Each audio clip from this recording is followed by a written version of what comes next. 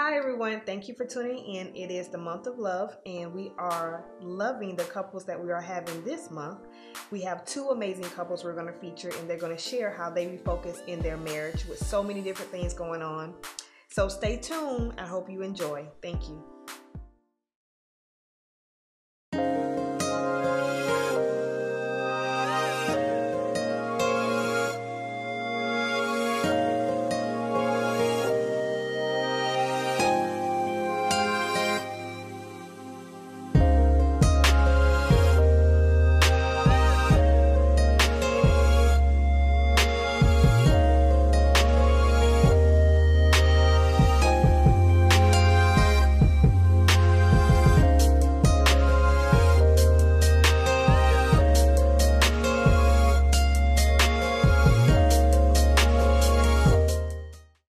What's up? My name is Marty Holder. I'm an assistant principal at Statesboro High School, and I've been married to this beautiful woman right here for it'll be 10 years in October. Cannot believe it's 10 years, but yes. Wow. I'm Concella Holder, and I am a school counselor at a middle school. And like he said, we've been married almost 10 years. October 3rd will make 10 years. We have 3 beautiful kids, all girls. So. Boy. He's the only man in the house. Boy. And that's pretty much our introduction.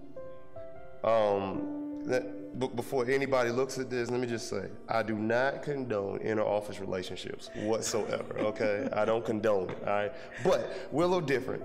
We actually met here in this building at Langston Chapel Middle School. Surprisingly, she was a student teacher, and I was an ISS coordinator.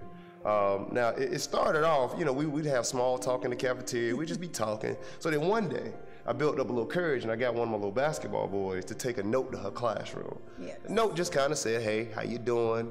You know, do you want to go out sometime? Guess what? She never answered back. That's messed up. No, you did not. You did not. So I sent another request. All right, this time with my number on it, and sent her some pizza. You remember I sent you the pizza? I do. And sent her the pizza. Guess what, y'all?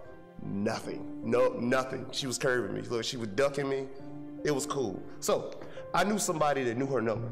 And so one day. I have another side to this story, by the way. I'm sure you do. But so I knew somebody had her number. So I did what I had to do and I got her number. So I called her one day. Boy, was she shocked. How did you get my number? Now, she claims she was in South Carolina going to get her license with her best friend. But I think that was just another ploy to duck me again. But finally, I broke her down, and we ended up having our first date at Applebee's. And in fact, watch this, y'all. I thought I was going to pick her up. No, she didn't even let me pick her up. She met me at Applebee's, said, no, you ain't going to know where I stay at. I said, come on, really? You gotta be careful. So what do you say? Well, let's back it all the way back up. We did meet here at Langston Chapel Middle School, and I was student teaching. He did send a student to my room with a note in the middle of me teaching. Okay, so if you know how that might have been, that was me teaching, and I got a note from the door from a student.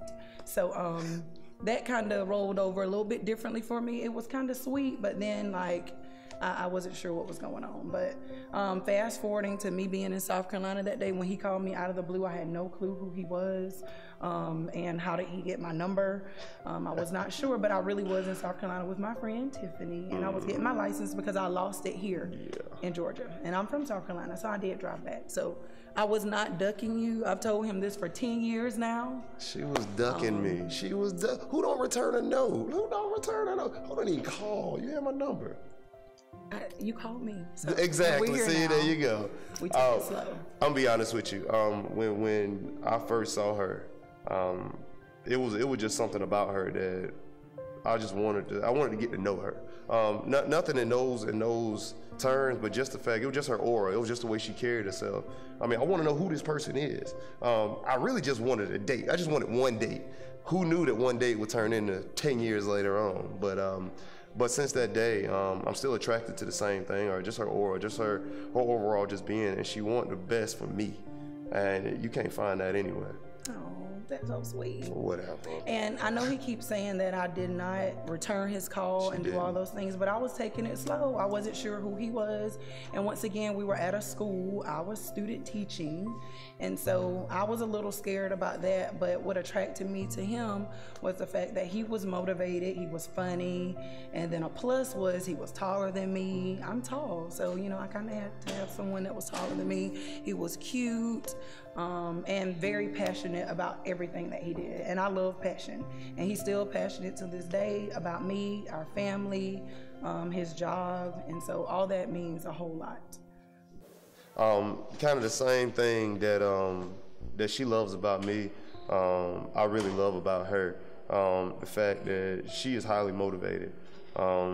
She wants, like I said, she wants more from me than I want for myself.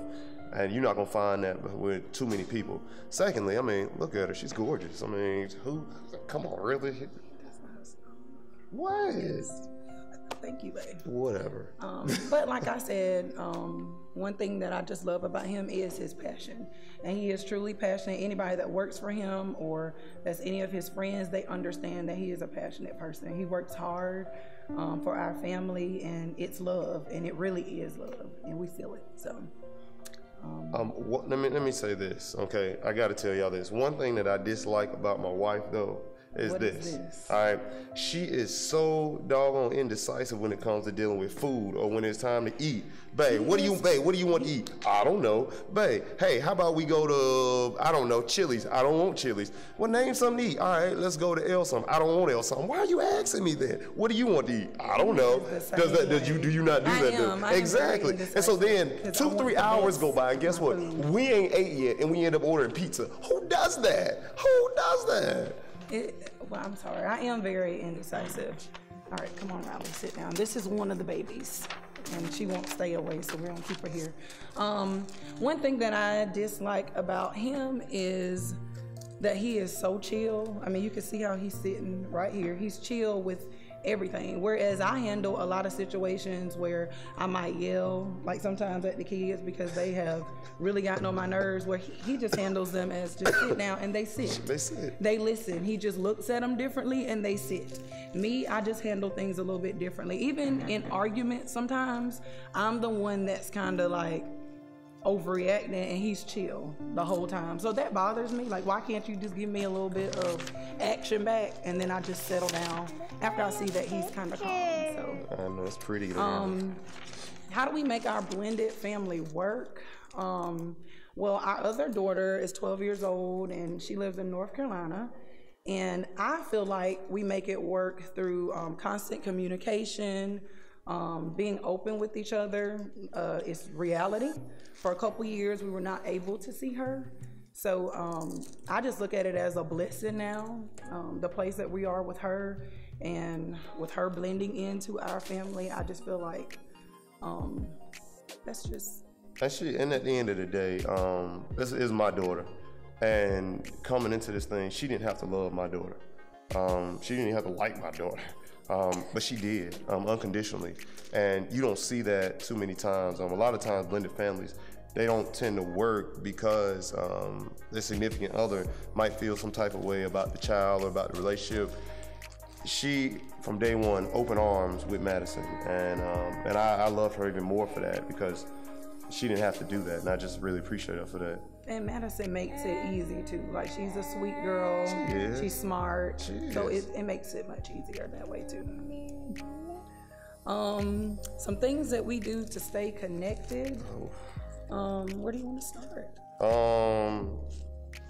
Movies. I was about to say the same thing. I'll tell you like this. If not movies, then like TV shows that couples shouldn't be watching together. I know. Like, it's kind of weird. But like For My Man and Fatal Attraction. Like, we watch and that. I mean, we watch it like, and it's funny. We watch. Ooh, did you see 48. that? First 48. We shouldn't be watching it. Killer couples on Lifetime and stuff. Like, we shouldn't be watching this stuff, but we do. I don't get it. But occasionally, one thing that I do personally to stay connected with her is, even if it's a show that she likes, I'll not make myself watch it, but I'll get in tune with it then. I can't tell you how many Lifetime movies I've watched in the past 10 years. I can't tell you how much trash TV I've watched in the past 10 years. I'm talking about like love and hip hop and all that stuff. Look, do I necessarily care about it? No, but she loves it. So if she loves it, why wouldn't I love it too? And he likes to have his man time sometimes, and his man time is in the garage. And that's a fun time for him. So sometimes I go out there with him also, just to sit and talk. And we just sit, and that's one of the areas where he loves to watch football or, you know, just chill out. And so that's someplace that I go with him that I don't necessarily care about being, but I go out with him just because it's something he loves. But you said we watch football, and that's all that matters. Yes, I do watch Georgia football. Riley, what kind of South football Carolina. we like? What kind of football we like, Riley? You gonna say it? No. Okay, Riley doesn't want to talk today. She don't want to talk today. Taylor, what kind of football we like? And what else? And the Georgia Bulldogs, that's right. This is the other beautiful young lady that is with us, Taylor B right here. I'll be honest with you, when life starts to get, and we have some busy lives. Just last week we was complaining that I went the whole week and I think I may have saw my family a limited amount of time. On the weekends, most of the time is our time to just kind of refocus everything. We hit the restart button. Most of the time on the weekends, there's gonna be some time during that weekend where you're just not doing nothing. And that feels good. And we enjoy each other's time, because that's how it was before we got married. I mean, before we had kids, we would lay around and do nothing sometimes. Just enjoy each other's company. And oftentimes that gets difficult with kids, but we make it work. We have to deliberately find that time for each other. Would you say the same thing? Yes, and honestly, I think that's something we need to work on a little bit more too, like finding babysitters. And we do have very good babysitters, but we do need to schedule that time in a little bit more. I love the movies and I love the First 48s and the For My Mans, but you know, just having some time outside of the house is something that I do feel like we need to do a little bit more of. So if you a babysitter out there, holler at us.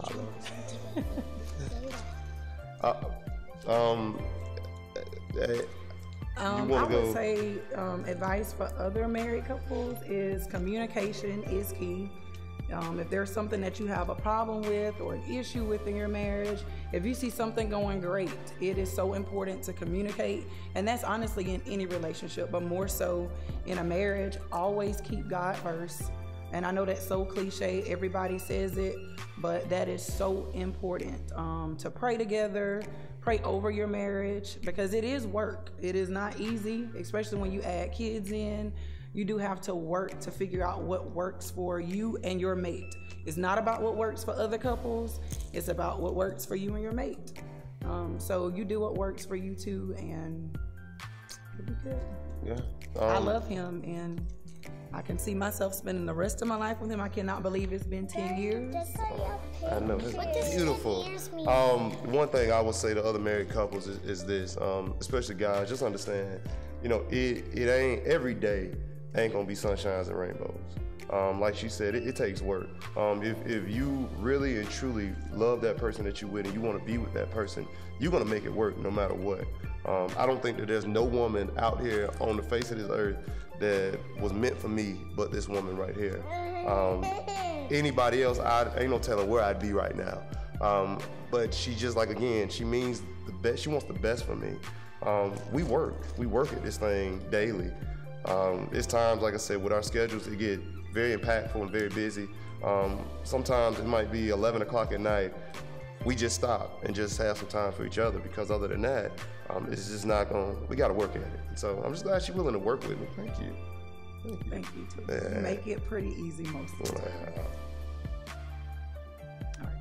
All right. Well, thank you. Love you, babe. Love you too.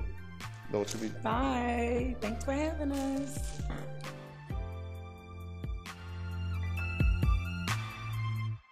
All right. One interesting fact that people don't know. Hey, guys, if you want a really good date, check this out. Me and her, we would come to Langston Chapel after hours. We go in the gym and we play basketball. We play for about an hour and a half, 2 hours.